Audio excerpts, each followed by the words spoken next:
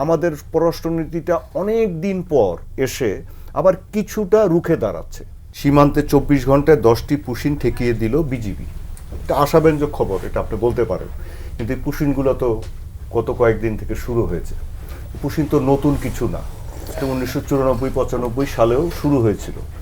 কেন শুরু হয়েছিল? তখন বেগম খালেদা জিয়া জাতিসংঘে ফারাক্কার উপরে একটি ঐতিহাসিক ভাষণ দিয়েছিলেন। সুতরাং হচ্ছে এটাকে বলা হয় প্রেশার ট্যাকটিক্স।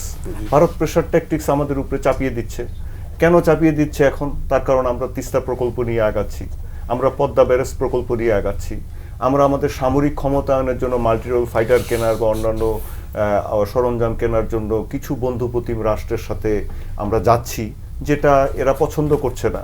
তো সুতরাং এই কারণগুলো আমরা তারপরে মার্কিন যুক্তরাষ্ট্রের সাথে জ্বালানি চুক্তি করছি, এই জিনিসগুলো তারা পছন্দ করছে না।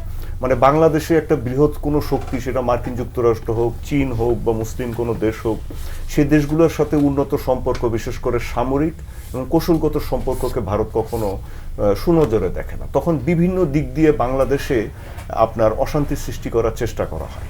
আমাদের দেশেরও কতিপয় কিছু কিছু জায়গা থেকে আপনি বুঝতে পারেন যে সেসব জায়গা থেকে সমন্বিতভাবে এমনভাবে প্রচারণা চালানো হয় যে গেল সব কিছু গেল, এরকম কিছু। এবং এটাকে বলা হয় আপনার এক ধরনের নাশকতামূলক তৎপরতাই আপনি বলতে পারেন। যেমন ধরেন আমাদের বিজিবি এই যে এবার ঈদের সময় হঠাৎ করে পুশিং শুরু করলো। আপনি এই সময়গুলো যদি আপনি লক্ষ্য করেন যে আমাদের প্রধানমন্ত্রী চীন সফরের কথা বা মালয়েশিয়া সফরের কথা, যেখানেই উনি যাক না কেন, আমাদের পররাষ্ট্রনীতিটা অনেক দিন পর এসে আবার কিছুটা রুখে দাঁড়াচ্ছে। মানে কিছুটা স্বতন্ত্রভাবে চলার চেষ্টা করছে। এটা কারো বিরুদ্ধে না, স্বতন্ত্রভাবে চেষ্টা করছে, যেটা আমাদের মাথা উঁচু করে চলার একটা পথ করে দেওয়ার মতো। তো সেটার পছন্দ করছে না, ওরা হাতছাড়া হয়ে যাচ্ছে বাংলাদেশের নিয়ন্ত্রণ। সুতরাং তারা করছে কি দেখেন, এই ঈদের সময়টায় হঠাৎ করে পুশিনের চেষ্টা করা শুরু করলো।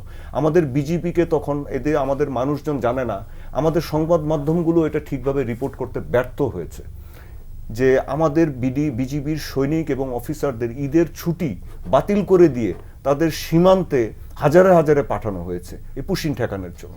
বাংলাদেশের সাথে ভারতের সীমানা কিন্তু ৪,০৬৯ কিলোমিটার। পাকিস্তানের সাথে তাদের সীমানা লিটোরাল কাশ্মীর বাদ দিলে মাত্র ১৭০০ কিলোমিটার, আর চীনের সাথে ৩,০০০ কিলোমিটারের মতো। তার মানে আপনি চিন্তা করেন যে বাংলাদেশের সাথে সীমানা কত বেশি।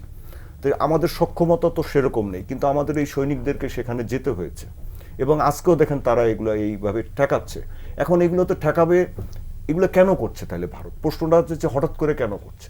সোজা কথা, এটা আমাদেরকে চাপ প্রয়োগ করার জন্য, যে না, তোমাদেরকে আমাদের পথের দিকে থাকতে হবে, ওদিকে তুমি যেতে পারবে না।